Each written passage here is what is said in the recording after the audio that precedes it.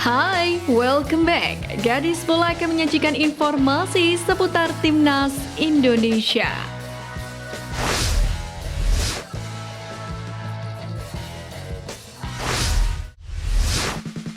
Kemenangan Timnas Indonesia U19 atas Filipina dengan skor 6-0 beberapa waktu yang lalu menambah rekor fantastis skuad Garuda Nusantara. Sejak 5 edisi terakhir, Timnas Indonesia U19 selalu mencetak banyak gol ke gawang Filipina dengan total 31 gol dalam periode tersebut. Hal itu bermula ketika meraih kemenangan 7-0 di Piala AFF U19 2017.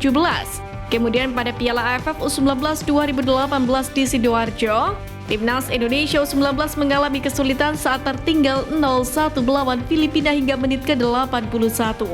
Namun dalam waktu singkat, Indonesia berhasil membalikkan keadaan, yakni dengan mencetak 4 buah gol cepat pada menit ke-82. Lalu pada edisi 2019, Timnas Indonesia U19 mengalahkan Filipina dengan rekor telak 7-1. Timnas Indonesia U19 pun kembali menjamu Filipina dalam Piala AFF U19 2022 yang berlangsung di Jakarta dan Bekasi. Hasilnya skuad asuhan Sintayong kala itu mengunci kemenangan dengan skor 5-1. Arliansyah Abdul Manan mendapatkan lampu sorot pada laga Timnas Indonesia U19 melawan Filipina dalam ajang Piala AFF U19 2024 pada Rabu malam kemarin. Bermain di posisi penyerang sayap kanan, Arliansyah menghuni trio lini depan bersama Rizky Afrizal serta Arkan Kakak Putra Purwanto. Hingga pada akhirnya kolaborasi ini menghasilkan 2 buah gol lewat kaki Arliansyah.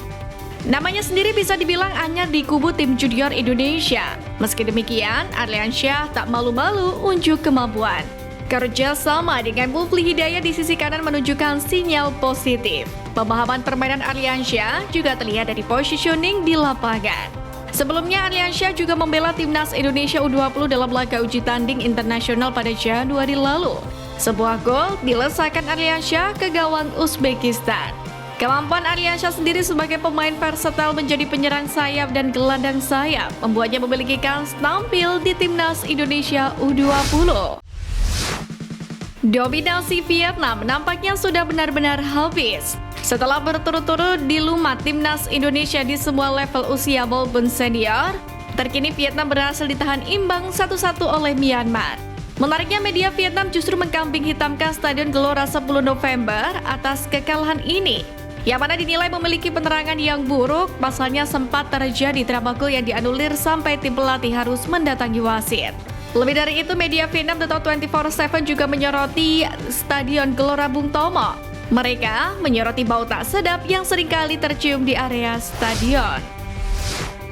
Rupanya kemenangan setelah lusin gol Timnas Indonesia atas Filipina masih menjadi perbincangan rival-rivalnya, tak terkecuali Vietnam. Bahkan dalam ulasan Soha.vn menuliskan, di saat Indonesia semakin kuat dari level junior, Vietnam dianggap sedang terpuruk dalam titik paling rendah. Sementara Thailand yang dianggap sebagai Raja ASEAN sedang bergelut dengan masalah finansial yang menjadi titik gelap sepak bola negeri Gajah Putih. ASEAN Cup U19 2024 pun dipandang akan menjadi tolak ukur Vietnam melihat sampai mana pasukan Wan Hien Vinh akan melaju. Jika hanya mampu melaju hingga semifinal dan tak sanggup melaju ke final, maka dapat dipastikan Vietnam kembali menuai kegagalan.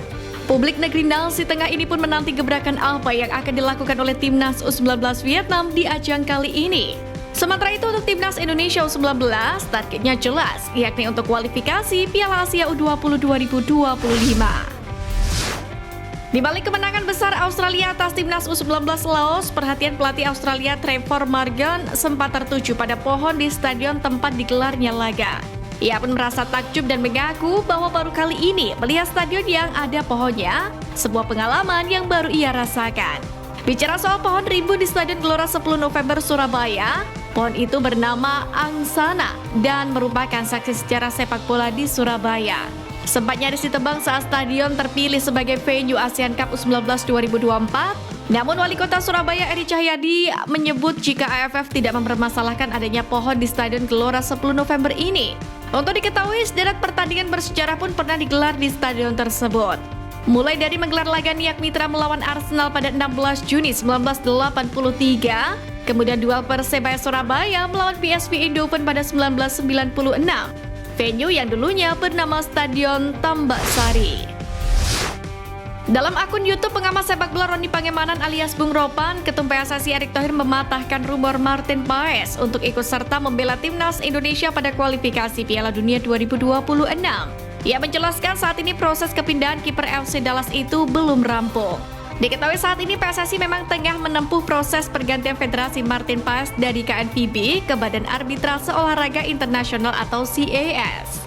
Kehadirannya pun diharapkan bisa menambah kekuatan timnas Indonesia di posisi penjaga gawang, terutama dalam menghadapi lawan-lawan berat di grup C kualifikasi Piala Dunia 2026 seperti Jepang, Australia, Arab Saudi, Bahrain, dan Cina. Apalagi Paes juga baru saja memperoleh sederet penghargaan dan capaian individu sebagai seorang penjaga gawang. Pelatih timnas Indonesia Sintayong buka-bukaan mengenai persaingan dalam grup C putaran ketiga kualifikasi Piala Dunia 2026 zona Asia. Grup yang dapat disebut sebagai grup neraka karena 3 negara adalah langganan Piala Dunia yang meliputi Jepang, Australia, dan Arab Saudi. Dalam hal ini Sintayong pun berpandangan realistis. Ia mengungkapkan bahwa Jepang dan Australia lah yang menjadi 2 kesebelasan dengan peluang terbesar di grup C kualifikasi Piala Dunia 2026. Sintayong juga mencoba realistis dengan membidik peringkat ketiga atau keempat supaya timnas Indonesia bisa melaju ke putaran keempat kualifikasi Piala Dunia 2026. Sintayong pun juga mengintipkan timnas Indonesia bisa melenggang ke Piala Dunia 2026 yakni lewat jalur putaran keempat. Untuk itu tim berjulukan Garuda ini pun harus menjadi juara grup. Belakangan ini Sintayong dianggap punya peran yang penting atas peningkatan prestasi timnas Indonesia. Sebagai pelatih, dia dinilai telah meningkatkan level skuad Garuda. Paling baru, Sintayong membawa timnas Indonesia lolos ke putaran ketiga kualifikasi Piala Dunia 2026 zona Asia. Setelah sebelumnya, timnas Indonesia di bawah asuhannya lolos ke 16 besar Piala Asia 2023 dan semifinal Piala Asia U23 2024. Rangkaian capaian tersebut pun membuat Sintayong sangat dicintai oleh fans timnas Indonesia. Dan itu terlihat pada duel lawan Filipina kemarin. Bahkan semua hal yang dilakukan oleh fans timnas Indonesia ini pun sukses membuat Sintayong merasa terharu, sesuatu yang belum pernah ia rasakan di Korea Selatan, bahkan saat di Piala Dunia 2002.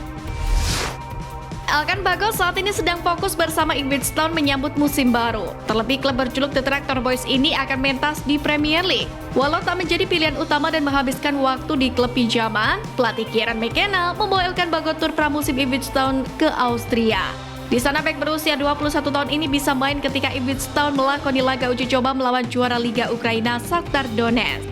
Terkini melansir dari akun X @TheTractorBoys, ada 2 tim yang dikabarkan berminat mendatangkan jasa Elkan Bagot, yakni Derby County dan Wycombe Wanderers. Untuk Derby County sendiri merupakan klub yang bermain di divisi Championship, sedangkan Wycombe Wanderers ada di kasta ketiga Liga Inggris. Besar kemungkinan Ipswich Town bisa melepaskan Elkan Bagot dengan status pinjaman. Hal itu karena The Tractor Boys baru mendatangkan bek baru Jacob Grievous.